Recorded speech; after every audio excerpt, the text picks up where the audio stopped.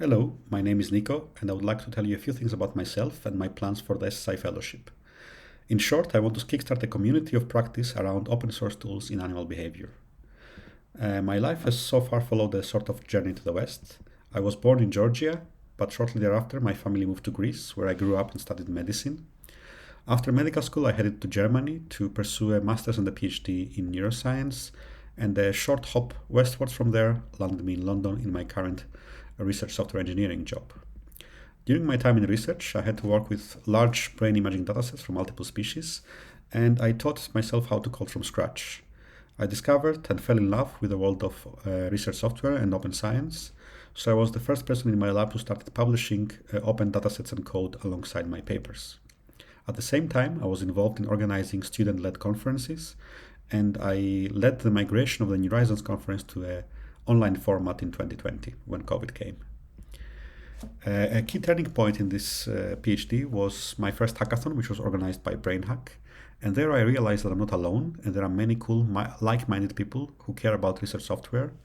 So I teamed up with them, and we together built an open resource exchange platform for our field, which has been a success and it's still being used. That whole experience showed me that a career in research software is possible and probably helped me land my current job. I'm now at UCL and I'm part of a professional RSC team which focuses on neuroscience. I work on multiple projects. For example, I contribute to open source tools for neuroanatomy, and I also write blog posts about data management in neuroscience, a topic I deeply care about. But my primary focus right now is on tools for analyzing animal behavior. This field is at an interesting cusp. It started with scientists like Darwin and Jane Goodall going to the wild and writing some notes about how animals behave, and continued with folks like Skinner and his lever-pressing rats. But nowadays the field looks quite different than that. So we now have machine learning tools as of the last 10 years or so, which allow us to identify body parts of animals in videos and to continuously track them over time, which has given us access to the continuous dynamics of behavior.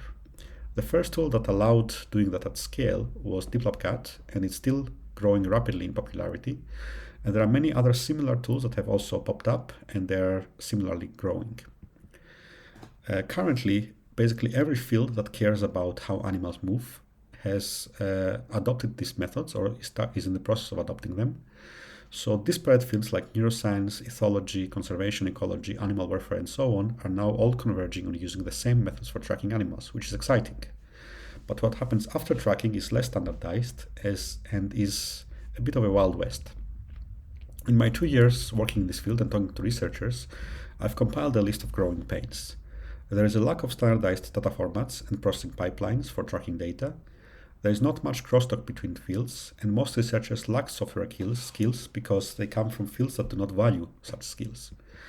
This has landed us in a situation where we sit on piles of unanalyzed tracking data, and we have a proliferation of fragile in-house tools which are unmaintainable. I think we can remedy the situation by concentrating the field's efforts into a few good tools that we can all create and maintain together. The first part of the plan is to fill gaps with sustainable and easy to use open source tools. And I'm leading the development of a Python package called Movement, which can ingest data from multiple animal tracking frameworks and allows users to process, analyze, and visualize it using the scientific Python ecosystem. This project is quite young, but we already have many contributors from around the world, and the interest in the project is growing rapidly, which makes me hopeful about its prospects. The second part of the plan is to kickstart a community of practice around movement and similar tools, and here I think SSI can help. Specifically, I want to organize a 3-day workshop in London about using and contributing to open source tools for quantifying animal behavior from videos.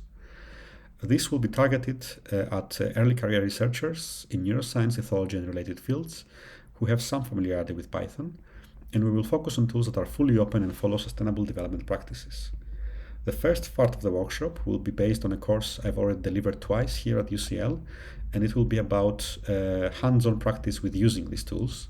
The second half is a bit more experimental, and I envision it as an open source contribution hackathon where the participants tackle pre-identified good first issues, and I will be there to help them open their first pull request and make their first open source contributions.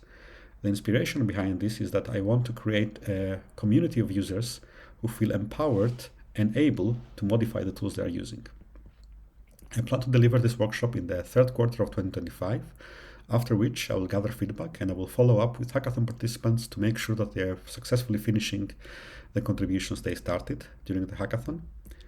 And after that, I will start reorganizing the materials towards a future carpentry style lesson on animal behavior, but that's a much more long-term project. I plan to use the funds to pay for catering, token prizes for participants, and I would also like to give out at least 5 stipends for people to travel to London, especially to those who cannot attend otherwise. And I'm looking forward to benefiting from the visibility and the platform that the SSI offers. And I really want to meet like-minded individuals who have experience in organizing events and building communities. That was all. Thank you very much for your attention, and feel free to contact me via GitHub or Mastodon.